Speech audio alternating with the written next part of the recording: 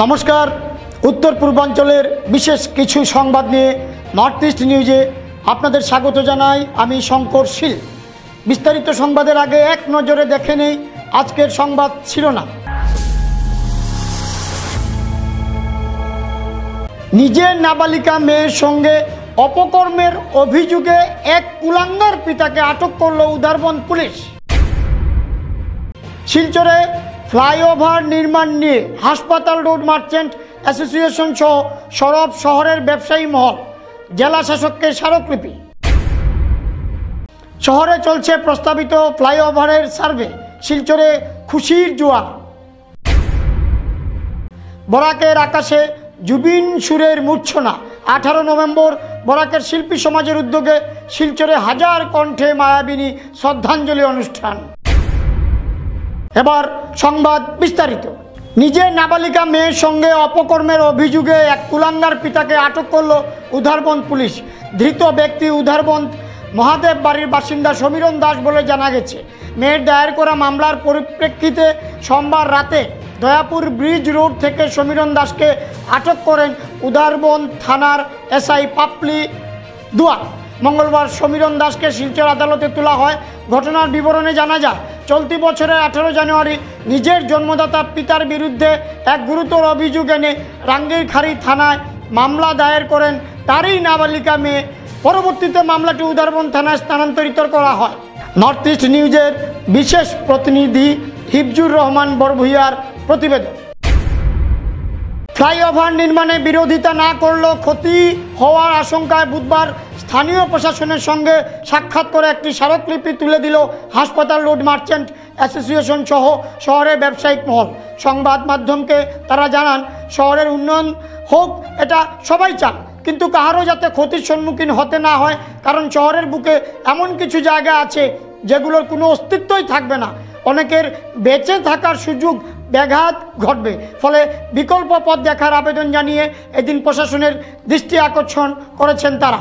শহরে ফ্লাইওভার নির্মাণ নিয়ে আগামী 20 থেকে 21 নভেম্বর মধ্যে প্রশাসন সবাইকে সঙ্গে নিয়ে এক বৈঠক করে সকলের মতামত পরামর্শ নিয়েই আগামীতে ব্যবস্থা গ্রহণ করবেন বলে আশ্বাস দিয়েছেন।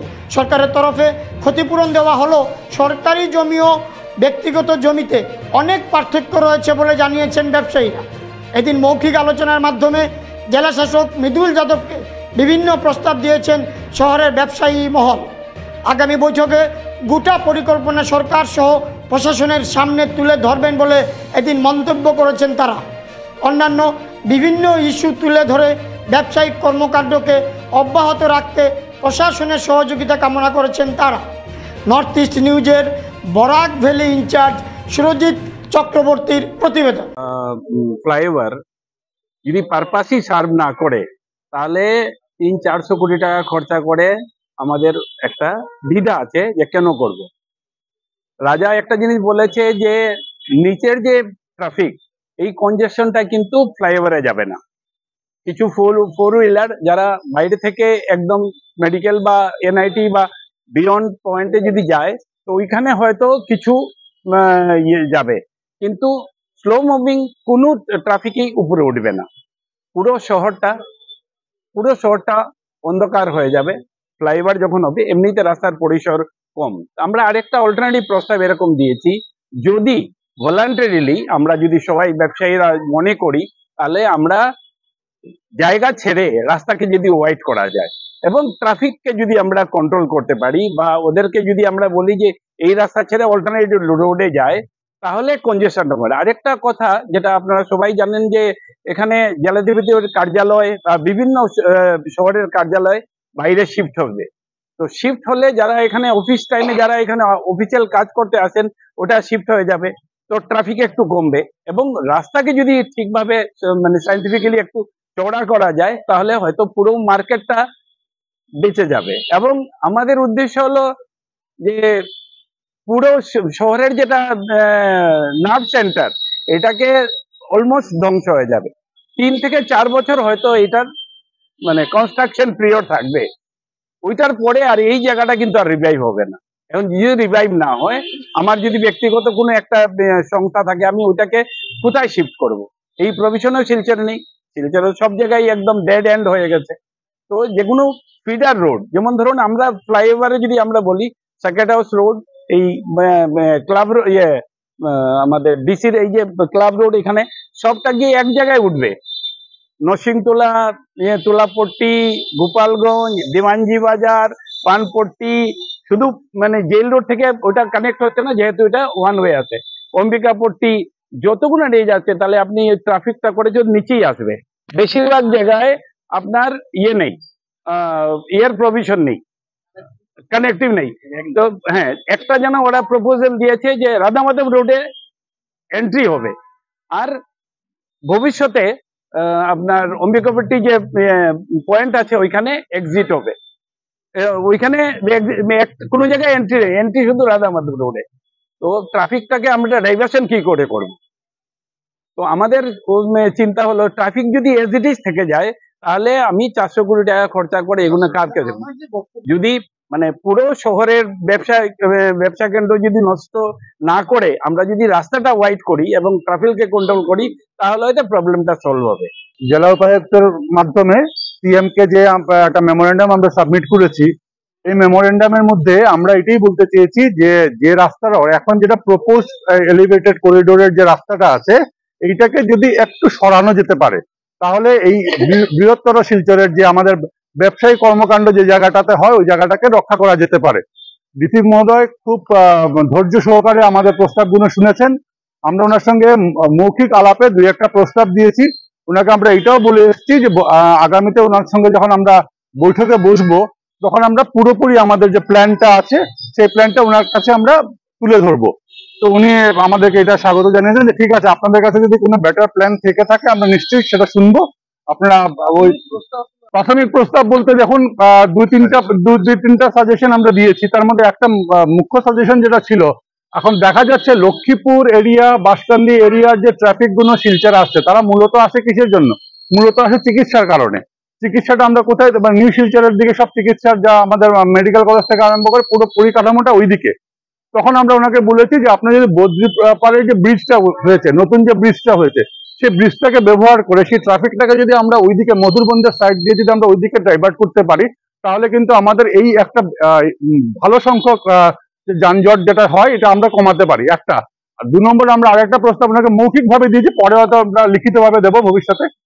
আরেকটা আমরা প্রস্তাব দিয়েছি, যেটা হচ্ছে গিয়ে যে অলরেডি আমরা পত্রপত্রিকার মাধ্যমে জানতে পেরেছি যে ময়নারবন থেকে আইএসবিটি পর্যন্ত একটা রাস্তা স্যাংশন হয়েছে, যেটা আমাদের নীতিন গাডকারি সাহেব অলরেডি স্যাংশন করে দিয়েছেন। তো ওই রাস্তাটা যদি হয়ে যায়, তাহলে আমাদের উদারবন বা শালগঙ্গা এয়ারপোর্টের যে ট্রাফিকটা আছে। আরেকটা কথা ডিসি সাহেব বলেছিলেন আমাদেরকে যে করিমগঞ্জের ট্রাফিকটাকে আপনারা কি করে সরাবেন। করিমগঞ্জের যে যারা ফ্লাইটে আসে ওদের যে ট্রাফিক, তখন আমরা বলেছি যে ওই রাস্তাটা যদি হয়ে যায় স্যার, তাহলে আমরা পুরো ট্রাফিকটা তখন ওই দিক দিয়ে চলে যাবো, শহরের ভেতরে ঢুকতে হবে না। উনি দুটো প্রস্তাবই খুব মানে ইয়ে করে শুনেছেন আমাদের। শোনার বলে ঠিক আছে, আপনারা ডিটেল প্রপোজালটা আমাকে দেন, আমরা ভেবে দেখবো।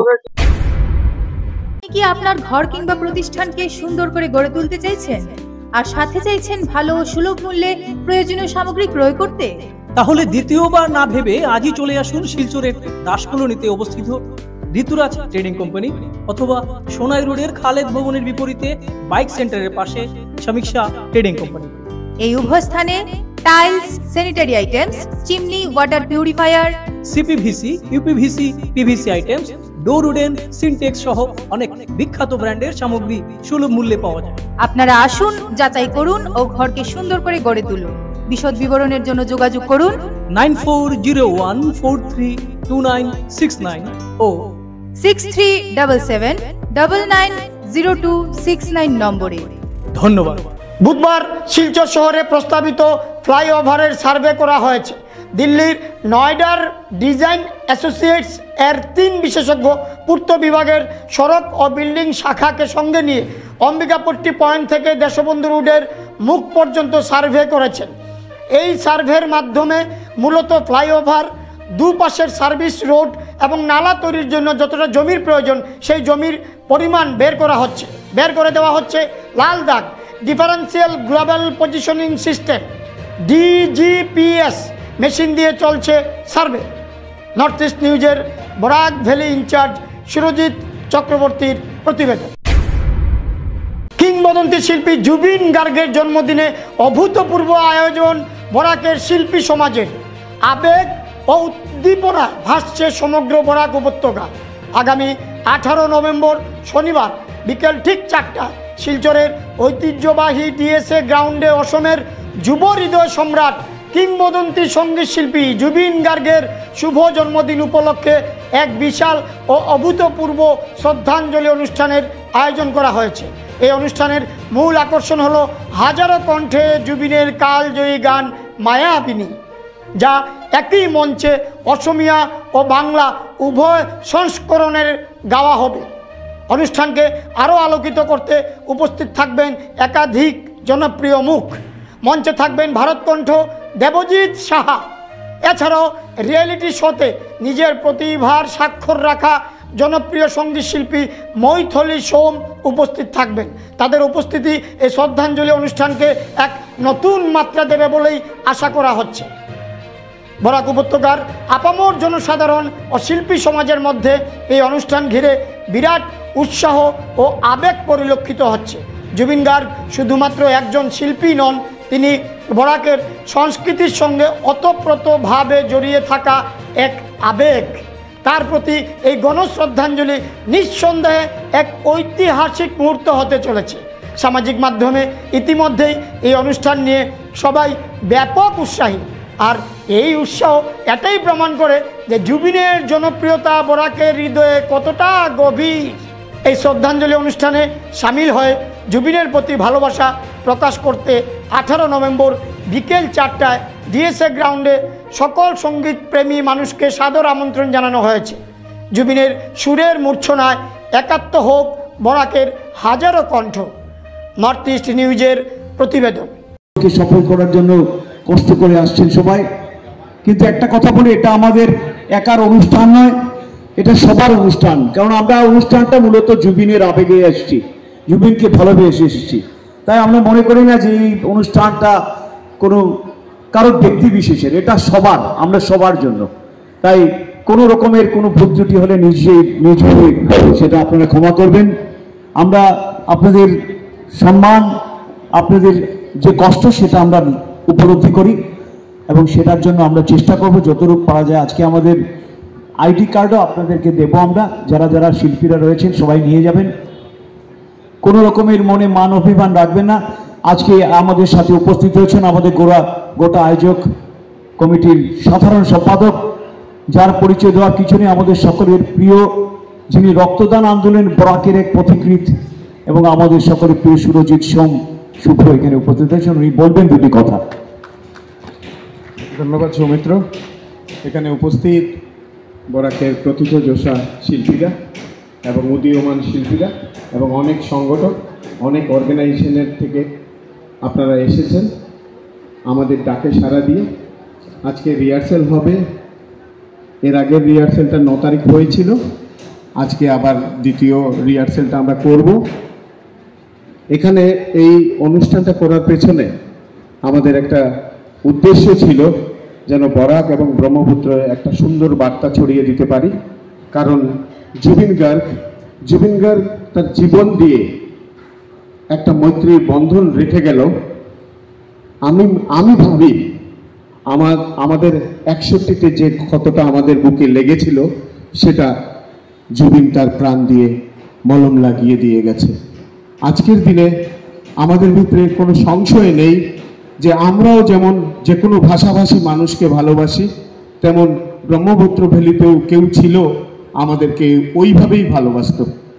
তো জুবিনকে আমরা শ্রদ্ধা জানাবো, জুবিনের গান দিয়ে আমরা শ্রদ্ধা জানাবো। 2026-এর মাঝামাঝি অনুষ্ঠিতব্য অসম বিধানসভা নির্বাচনকে সামনে রেখে এখন থেকেই রাজনৈতিক দলগুলো নিজেদের ভিত মজবুত করতে শুরু করেছে। শাসক বিরোধী সকলকে তৃণমূল স্তরে দলীয় কর্মীদের সুসংগঠিত করতে ময়দানে ঝাঁপিয়ে পড়েছে। এরই পরিপ্রেক্ষিতে ভারতীয় জাতীয় কংগ্রেস নরসিংপুর ব্লকের অন্তর্গত সপ্তগ্রাম জিপিতে নতুন বুথ কমিটি গঠন করে সাংগঠনিক তৎপরতা শুরু করে দিল কংগ্রেস দল। মঙ্গলবার কংগ্রেসের পক্ষ থেকে নরসিংপুর ব্লকের সপ্তগ্রাম জিপির 89 নম্বর বুথ কমিটি গঠনের উদ্দেশ্যে ইসলামাবাদে এক সভায় আয়োজন করা হয়েছে। সভার সভাপতিত্ব করেন বিশিষ্ট সমাজসেবী তথা অবসরপ্রাপ্ত শিক্ষক আলহাজ ইসমাইল আলী মজুমদার। সভায় সর্বসম্মতিক্রমে জামিল আহমেদ মজুমদারকে সভাপতি মনোনীত করে মোট 31 সদস্য বিশিষ্ট একটি পূর্ণাঙ্গ বুথ কমিটি গঠন করা হয়েছে।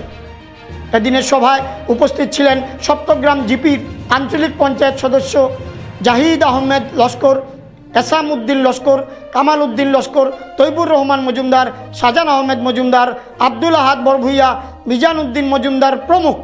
এছাড়াও উপস্থিত ছিলেন সপ্তগ্রাম মণ্ডল কমিটির বিভিন্ন পদাধিকারী ও স্থানীয় কংগ্রেস নেতৃবৃন্দ সহ নরসিংপুর ব্লক কংগ্রেস কর্তৃক নিযুক্ত তত্ত্বাবধায়ক আফতাব হোসেন লস্কর ও এই সভায় উপস্থিত ছিলেন। নির্বাচনের দামামা না বাজলেও কংগ্রেসের এই ধরনের সাংগঠনিক তৎপরতায় ইঙ্গিত দিচ্ছে যে আসন্ন নির্বাচনে তৃণমূল স্তর থেকে লড়াইয়ের জন্য প্রস্তুত রয়েছে কংগ্রেস। ধলাই থেকে নর্থ ইস্ট নিউজ প্রতিনিধি প্রীতম কুমার নাথের প্রতিবেদন। আমি সপ্তগ্রাম জিপির মন্ডল কমিটির জেনারেল সেক্রেটারি। আমরা হাইকমান্ড থেকে অর্ডার পাইছি 2026 বিধানসভা নির্বাচন সামনে রাখিয়া যে বুথ কমিটিগুলা অতি সত্তর গঠন করতে লাগে। সেই হিসাবে সহযোগী হিসাবে আমরা 3 জন ইনচার্জ যারা ডিস্ট্রিক্ট থেকে আমরা জিপির লাগে নিয়োজিত করা হয়েছিল, তারা সঙ্গে নিয়ে আমরা পিএস নম্বর আমরা 80 থেকে 89 সপ্তগ্রাম জিপিতে লাগে 10টা পিএস। তার মধ্যে গুলে আহমদ বড়বুইয়া সপ্তগ্রাম জিপির 80 নম্বর পিএস থেকে প্রেসিডেন্ট বানানো হয়েছে সর্বসম্মতিক্রমে সবার মাধ্যমে। ইফজাল হোসেন বড়বুইয়া এটা সপ্তগ্রামের 81, মায়াজুল হক লস্কর, আহমদ হোসেন লস্কর, সেলিম উদ্দিন লস্কর, আব্বাস উদ্দিন বড়বুইয়া, জয়নাল উদ্দিন মজুমদার, রিজু আহমেদ বড়বুইয়া। আর আজকের যে আমরা যে 2 সভা করছি সবার মাধ্যমে রোশন আহমেদ মজুমদার এবং সর্বশেষ সভা আমরা সপ্তগ্রাম জিপির জামিল আহমেদ মজুমদার। এই 10 জনে সভাপতি নিয়োজিত করিয়া আমরা তারারে বুথ কমিটির কীরকম কাজ কর্তা সেই কাজ আজকের সবার মাধ্যমে জানাই দিয়েছি। আর আমরা সবসময় তারা লগে সহযোগিতা তাহমু এই আশা তারারে দিয়া আমরা সবার কাজও শেষ করছি। কালাইনের পার্শ্ববর্তী বুরুঙ্গায় নির্মীয়মান স্টার সিমেন্ট গ্রাইন্ডিং ইউনিটে উচ্চ ক্ষমতা সম্পন্ন ক্রেন ছিঁড়ে মারাত্মক আহত হওয়া শ্রমিক চঞ্চল চন্দকে অতি সত্বর উন্নত চিকিৎসার জন্য বাইরে পাঠানোর দাবি করেছে ভারতীয় জনতা কিষাণ মোর্চা কাছাড় জেলা কমিটি। বুধবার মোর্চার জেলা সভাপতি সুব্রত চক্রবর্তীর নেতৃত্বে এক প্রতিনিধি দল বদরপুর ঘাটে চঞ্চল চন্দ্রের বাড়িতে গিয়ে তার স্বাস্থ্যসহ পরিবারের খোঁজখবর নেন। এদিন সুব্রতবাবু মারাত্মক আহত চঞ্চল চন্দ্রের গ্র্যাজুয়েট বোনকে স্টার সিমেন্টে গ্রাইন্ডিং ইউনিটে জরুরি ভিত্তিতে চাকরি প্রদানেরও দাবি জানান। এছাড়াও স্টার সিমেন্টের ওই কারখানায় শ্রমিকদের মধ্যে বেশ কিছু সমস্যা আছে যা দূর করতে কিষাণ মোর্চা সত্তরই মাঠে নামবে বলে সুব্রত চক্রবর্তী মত প্রকাশ করেন। এদিন সুব্রত চক্রবর্তীর সঙ্গে ছিলেন কিষাণ মোর্চা জেলার সাধারণ সম্পাদক অংশুমান দাস, কোষাধ্যক্ষ তাপস সাহা, বদরপুর 5 গ্রাম মণ্ডল বিজেপি সভাপতি মিঠুন শুক্লবৈদ্য, সম্পাদক আশিস দাস সহ বিজেপির অন্যান্য নেতৃবৃন্দ। নর্থ ইস্ট নিউজের বিশেষ প্রতিনিধি হিফজুর রহমান বরভুইয়ার প্রতিবেদন। গত অক্টোবর মাসে বুরুঙ্গায় স্টার সিমেন্ট নিম্নমানের যে কাজ চলছে সেই কাজে বদরপুর ঘাটের 2 জন শ্রমিক কাজ করতে গিয়ে ওনারা জখম হয়েছেন। আজ আমরা কৃষক মোর্চার কাছাড় জেলা কমিটির সদস্যরা এবং বদরপুর 5 গ্রাম মণ্ডলের সভাপতি সহ অন্যরা চঞ্চল চন্দ্রের বাসায় এসেছি। ওর সঙ্গে আমরা স্বাস্থ্যের খোঁজখবর নিয়েছি, ওর পিতা বাবার সঙ্গে আমরা কথা বলেছি। যেভাবে ও অক্টোবরে ঘটনা ঘটার পরেও এখনও সে বিছনাতে শয্যাশায়ী রয়েছে। তো আমরা মনে করি তার উন্নত মানের চিকিৎসার প্রয়োজন রয়েছে, তাহলে সে আগামীতে কতটুকু সুস্থ হবে আমার সন্দেহ রয়েছে। তো আমরা এই ব্যাপারটা নিয়ে এবং আরও কিছু কিছু সমস্যা রয়েছে এই যে নিম্নমান স্টার সিমেন্টের ব্যাপার নিয়ে আমরা কিছুদিনের মধ্যেই স্টার সিমেন্ট কর্তৃপক্ষের সঙ্গে আমরা যোগাযোগ করে তাদের সঙ্গে একটা আমরা যোগাযোগ করব এবং আমরা চেষ্টা করব যে বুরুঙ্গাতে যে কাজ চলছে সেইবারে বিস্তারিত আলোচনা করার জন্য আমরা স্টার সিমেন্ট কোম্পানির সঙ্গে যোগাযোগ করে একটা বৈঠকের ব্যবস্থা করব। ওকে কোনো ইন্স্যুরেন্সের টাকা দেওয়া হয়েছে নাকি? যেটা শুনলাম যে স্টার সিমেন্ট অথরিটি ওর চিকিৎসার ব্যবহার চালিয়ে যাচ্ছেন এবং বলেছে যে ওর যে স্যালারি যেটা ওই স্যালারিটা দিয়ে যাচ্ছে। তো সেই ব্যাপারটা নিয়ে এবং আরও কিছু সমস্যা আছে, সেই ব্যাপারটা নিয়ে আমরা স্টার সিমেন্ট অথরিটির সঙ্গে আলোচনা করব।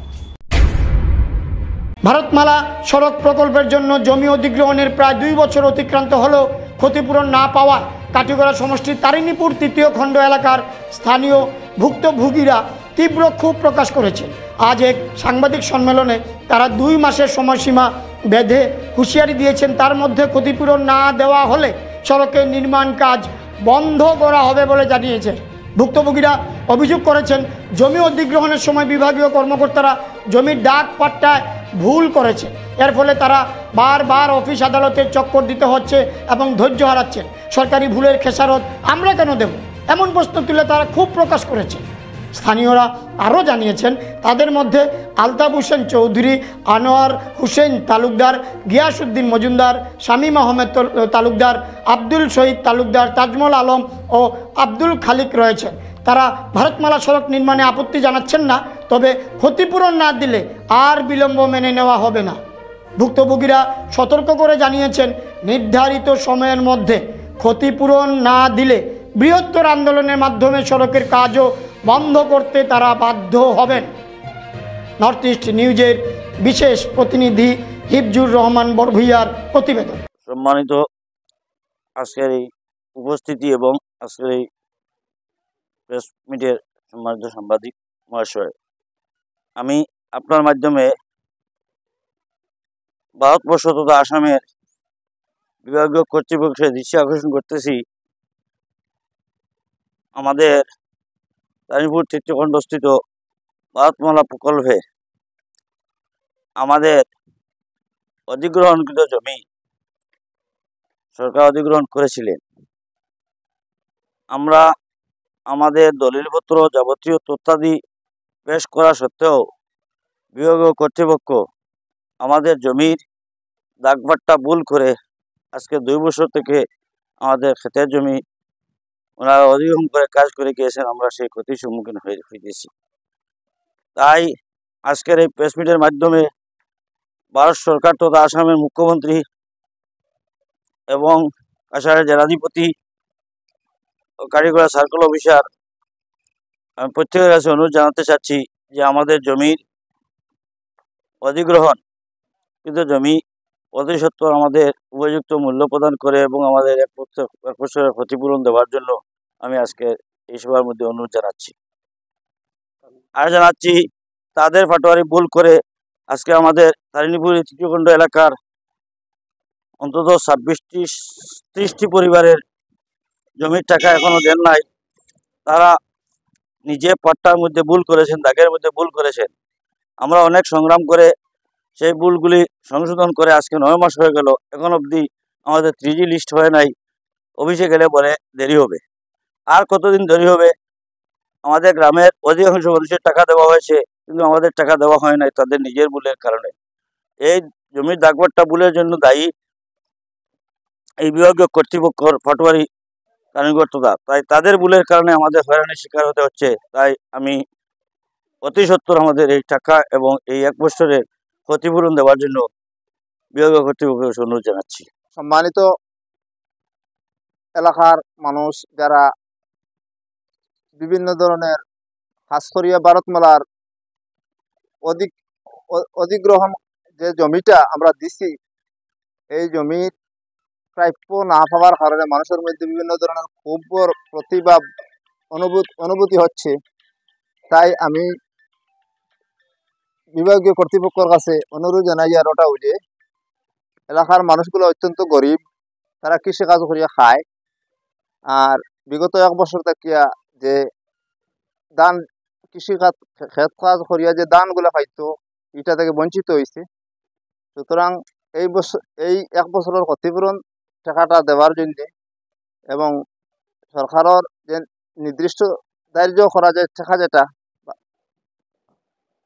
মানে জমির উপযুক্ত মূল্য, এই টাকাটা যাতে দেওয়া হয়, অতি সত্বর দেওয়া হয়, এই ব্যাপারে আমি বিনম্র অনুরোধ জানাচ্ছি বিভাগীয় কর্তৃপক্ষের কাছে। পরবর্তীতে আমাদের মুখ্যমন্ত্রীর কাছে আবেদন জানাই, আর যেহেতু আমরা ক্ষতিপূরণ টাকাটা পাই।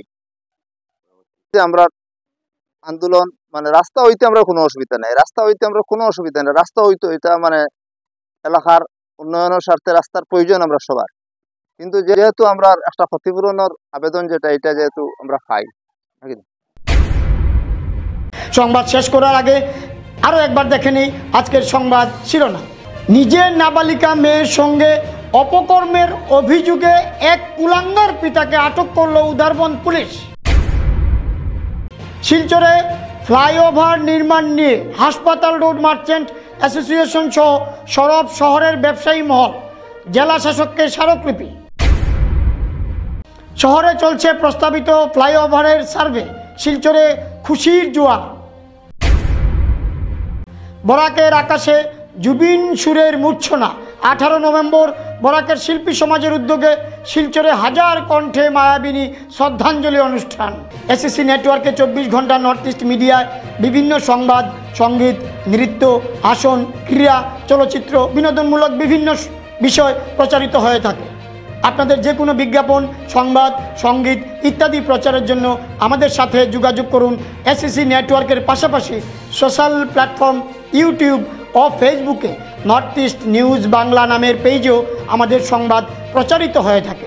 সেখানে কমেন্টের মাধ্যমে আপনার মোবাইল ফোন নাম্বার তুলে ধরুন, আমাদের প্রতিনিধি আপনাদের সাথে অবশ্যই যোগাযোগ করবেন। ভারতের উত্তর পূর্বাঞ্চলের পাশাপাশি অন্যান্য স্থানের বিশেষ কিছু খবরের জন্য দেখতে থাকুন নর্থ ইস্ট নিউজ। ধন্যবাদ।